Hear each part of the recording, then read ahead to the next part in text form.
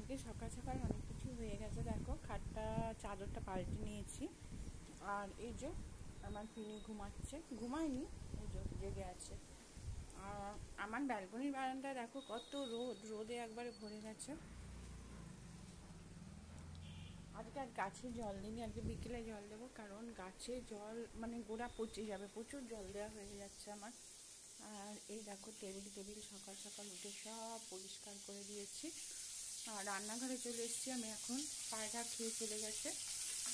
আর আজকে রান্নাটা অতিরিক্ত সিম্পল করবো, ফুলকপি ভেজে নিচ্ছি। আমার আর মেয়ের রান্না, মেয়ে দু পিস মাছ কিছুতেই খাবে না, আমারও ভালো লাগে না, ওই জন্য 1 পিস করে মাছ, আলু, টমেটো, কাঁচা লঙ্কা কেটেছি, কেটে একবার সিম্পল ঝোল হবে। বাটা মশলা দিয়ে আমি মাছের ঝোল করি না, খুব সাধারণভাবে করি, কিন্তু খেতে খুব টেস্টি হয়। আর এখানে বাচ্চাগুলোর ভাত হয়ে গেছে আমার, আর একবার চা খাবো। আর এই দুটো ডিম সিদ্ধ করা আছে ব্রেকফাস্টের জন্য। আর উঠছে নেই জানো তো, একটাই আছে, এটা সিদ্ধ করবো। যাই হোক,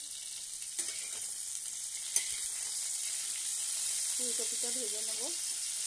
দেখো এখানে ফুলকপি ভেজে তুলে রেখেছি, আর দিয়ে কাঁচা লঙ্কা টমেটো দিয়ে একটু নেড়ে নিচ্ছি, মানে ফোড়ন দিয়েছি আর কি। খুব পাতলাভাবে হবে ঝোলটা, কিন্তু খেতে খুব টেস্টি হবে। আর সবসময় নিচে রান্না ভালো লাগে না আমার তো, মানে সত্যি কথা, মানে মাছের ঝোলে একবারে গাঢ় গ্যাদগেরি মশলা আমার একদমই পছন্দের নয়, আর আমার বাড়ির কেউ খেতে চায় না। দেখো আলুগুলো দিয়ে দিলাম।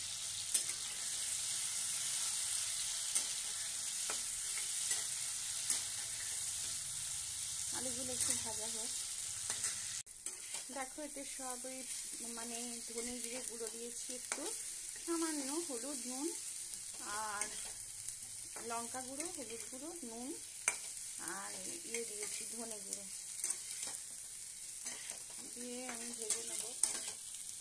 কালারটা ঠিক আসছে না মনে হচ্ছে, কিন্তু গন্ধটা খুব সুন্দর বেরিয়েছে। এরকম ঝোল খুব সুন্দর লাগে খেতে। দেখো বন্ধুরা, আমি জল দিয়ে দিলাম।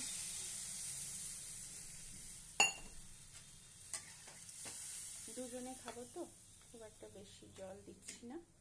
আর এটা ফুটে উঠলে আমি ফুলকপিটা দেবো।